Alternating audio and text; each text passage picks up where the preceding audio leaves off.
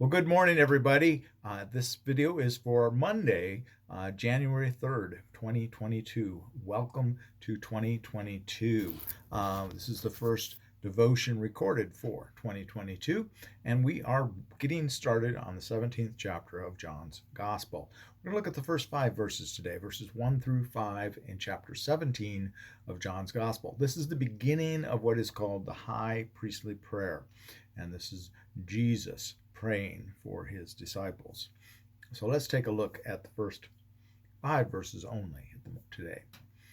After Jesus had spoken these words, he looked up to heaven and said, Father, the hour has come. Glorify your Son, so that the Son may glorify you, since you have given him authority over all people, to give eternal life to all whom you have given him. And this is eternal life, that they may know you, the only true God, and Jesus Christ, whom you have sent.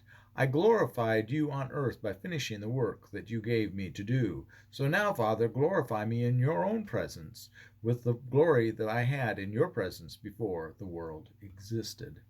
Okay, again, this is the beginning of the high priestly prayer. We are just about to get to the garden and the betrayal. That'll come very soon, just a little bit later, pretty much right after this prayer, to be honest. So Jesus is saying, glorify the Son, glorify him, just as the Son has glorified God. And he goes on from there, saying that since you gave him, Jesus, the authority over all people to give eternal life to whom you have given him, you've given all people to Christ. So Christ is offering this eternal life to all that will follow him. And this is eternal life, that they may know you, the only true God, identifying again, and I preached sermon this morning, God the Father of Jesus Christ, clarifying that this is who this God is. This is the only true God. And Jesus Christ, whom you have sent. Now, this is a controversial verse that some people have issues with, some theologians. But here, Jesus is he is shown who he is, identify himself, Jesus Christ, whom you have sent. So he really, it's almost the end of it. So he's not holding back. That's my opinion. I don't think this is something that was added. I don't think this is a gloss in addition to the script, to the manuscript. This is what Jesus said. He's identifying himself.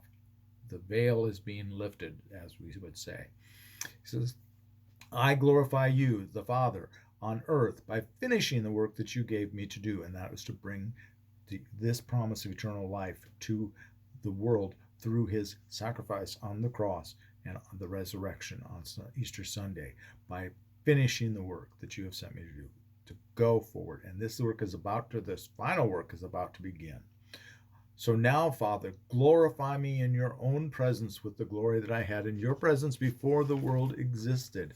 This is really interesting because this is a back shadow. We talk about foreshadowing. This is a back shadow. This is reverting back to the very beginning of John's Gospel.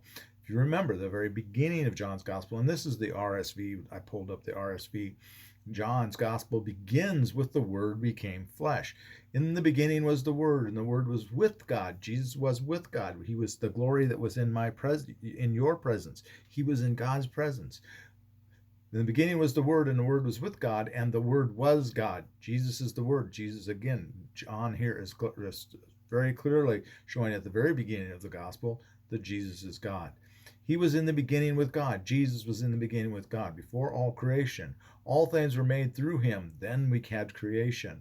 And without him was not anything made that was made. In him was life, and the life was the light of men. The light shone in the darkness, and the darkness has not overcome it. Jesus is the light. He is that grace. He's bringing this promise of eternal life. And this is kind of a reflection back to that very beginning of John. I think it's really a exciting thing when you look at it that way. So that is what I've got for you tonight. Actually, for me, it's night. For you, it's morning. I'm recording this on the evening of Sunday the 2nd. Have a very, very blessed day. Please be a blessing to someone today. I do ask, please, if you're watching this on YouTube, which you must be, because that's the only place it's parked, please click the like and subscribe below. Leave a comment if you want to leave a kind comment, please. And we do appreciate your appreciation. So again, have a very blessed day, and please, please be a blessing to someone today. We'll see you all tomorrow. God bless.